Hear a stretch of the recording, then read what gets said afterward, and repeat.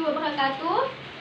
Perkenalkan, nama saya Fitri Wenu Lestari, NIM 2017 143 286. Di sini saya perwakilan kelompok 12A Studio 1. Di sini saya mengajarkan kelas 3, tema 3 benda di sekitarku, subtema 1 aneka benda di sekitarku, pembelajaran kedua. Assalamualaikum warahmatullahi wabarakatuh. Waalaikumsalam warahmatullahi wabarakatuh. Selamat pagi anak-anak ibu. Pagi Bu. Gimana kabarnya hari ini, sehat? Sehat Bu. Nah, sebelum kita memulai belajar, marilah kita berdoa terlebih dahulu. Sela pimpin doa. Marilah teman-teman sebelum belajar kita berdoa. Berdoa mulai. Berdoa selesai. Nah, sekarang ibu mengabsen terlebih dahulu ya. Iya Bu. Wardah, Hadir Bu. Sela, Hadir Bu. Santi, Saya Bu. Mela, Hadir Bu. masuk semua? Masuk, Bu. Bagus. Nah, bagus anak-anak ibu. Sekarang kita akan belajar tentang tema 3. Tema 3 benda di sekitarku, subtema 1 aneka benda di sekitarku, pembelajaran ke-1. Nah, coba anak-anak ibu perhatikan, terbuat dari apa benda-benda yang di sekitar kita? Dari kayu. Lagi. Plastik. Kaca Bu. Betul. Nah, apakah pembuatannya sama? Beda. Iya, beda. Ada yang terbuat dari kayu, dari plastik. Nah, jadi kita hari ini akan belajar tentang benda-benda yang terbuat dari kayu. Nah, coba anak ibu, benda-benda di sekitar kita yang terbuat dari kayu. Meja Bu. Lagi. Pensil. Lagi. Lemari Bu. Betul. Nah, coba anak ibu baca wacana halaman 12. Ya Bu. Coba Mela baca. Nah, Benda terbuat dari kayu. Sebutkan bahan untuk membuat pensil. Pensil terbuat dari kayu. Di sekitarmu banyak sekali benda yang terbuat dari kayu. Beberapa di antaranya adalah meja, kursi, dan lemari. Kayu juga digunakan untuk membuat benda kerajinan, misalnya patung dan figura. Kayu adalah bagian dari pohon. Untuk memperoleh kayu, kita harus menebang pohon. Kemudian mengambil bagian batang untuk diolah menjadi berbagai macam benda. Perubahan dari batang kayu menjadi benda-benda tersebut melalui proses yang berbeda-beda, menyerap air hujan. nah, jadi kayu adalah bagian dari pohon. Untuk memperoleh kayu, kita harus menebang pohon. Kemudian mengambil bagian batang dan diolah menjadi macam-macam benda. Nah, sekarang coba anak-anak ibu jawab halaman 13.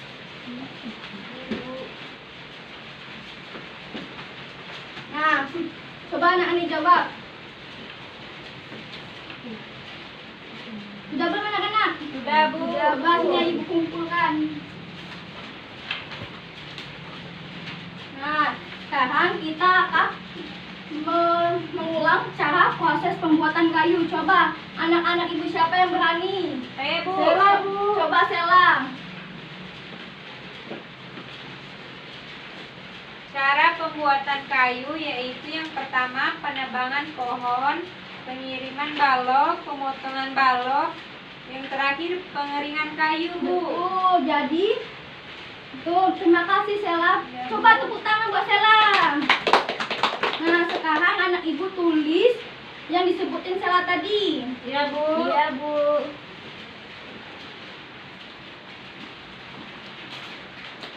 Anak-anak ibu sudah belum? Sudah, Bu. Sudah, ini kumpulkan.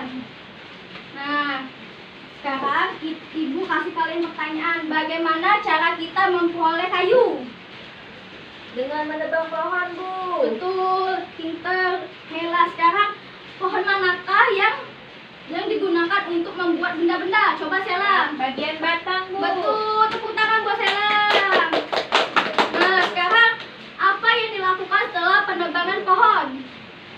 Dilakukan. Saya Bu. Apa? Pohon dibustrikan ke pabrik, kemudian potong atau dijemur. Setelah itu baru diolah Bu. Betul. Tepuk tangan buat Susanti. Jadi pohon didistribusikan, kemudian dipotong dan dijemur, lalu kemudian diolah menjadi sebuah benda. Nah, sekarang Mela baca bencana. Halaman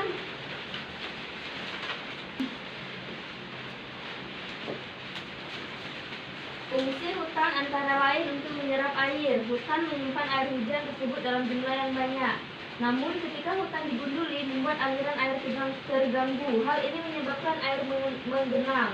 Akhirnya terjadi banjir yang mengalir ke pemukiman penduduk. Kebutuhan benda dari kayu yang terus meningkat mengakibatkan kebutuhan akan bahan kayu terus meningkat. Setiap tahun banyak pohon yang ditebang untuk mendapatkan kayu. Terkadang ada sekelompok orang yang menebang pohon tanpa izin. Kegiatan ini disebut penebangan liar. Semakin lama jumlah pohon di hutan, semakin berkurang.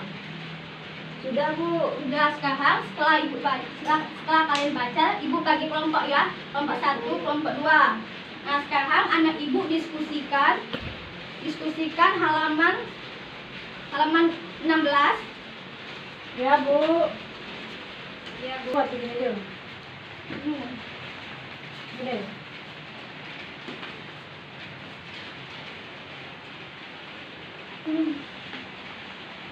Nah, sekarang Ibu akan menjelaskan terlebih dahulu ciri-ciri musyawarah. Nah, setiap siswa dibenarkan ikut serta dalam mengeluarkan pendapatnya. Nah, setiap siswa mengeluarkan pendapat, pikiran, dan pandangan. Nah, apabila mufakat telah tercapai, maka setiap peserta musyawarah wajib dengan ikhlas menerima pendapat orang tersebut. Nah, coba yang kalian musyawarahkan. Ya, Bu. Coba ke depan, kelompok 1.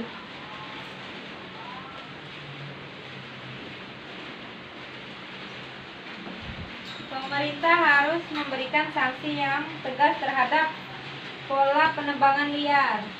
Yang kedua, jika penebangan liar tidak dihentikan, maka dapat mengakibatkan bencana banjir dan tanah longsor. Yang ketiga, untuk mengembalikan hutan seperti semula, pemerintah perlu dilakukan penghijauan pada hutan seperti semula, pada hutan yang digunduli. Betul. Nah, jadi kita tidak boleh menebang pohon sembarangan. Dan cara pengelolaan yaitu dengan menebang pohon. Nah, pohon, pengiriman balok, pemotongan balok, dan pengeringan.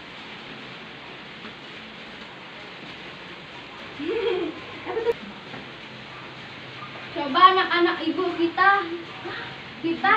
Tentang pengolahan kayu, Bu. tuh lagi. Benda-benda di sekitarku. Nah, jadi kita hari ini belajar tentang benda-benda di sekitarku dan cara pengelolaan kayu. Nah, sekarang Ibu mengasih kalian tugas. Ya, Bu. Dikerjakan di rumah ya. Ya, Bu. Ya, Bu.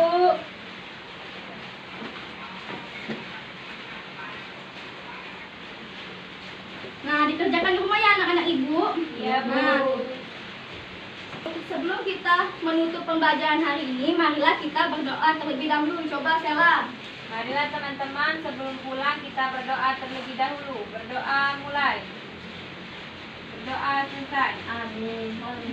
Nah, sebelum mengakhiri pembelajaran hari ini, marilah kita mengucapkan basmalah alhamdulillah. Alhamdulillahirobbilalamin. Dan Ibu ucapkan terima kasih. Wassalamualaikum warahmatullahi wabarakatuh.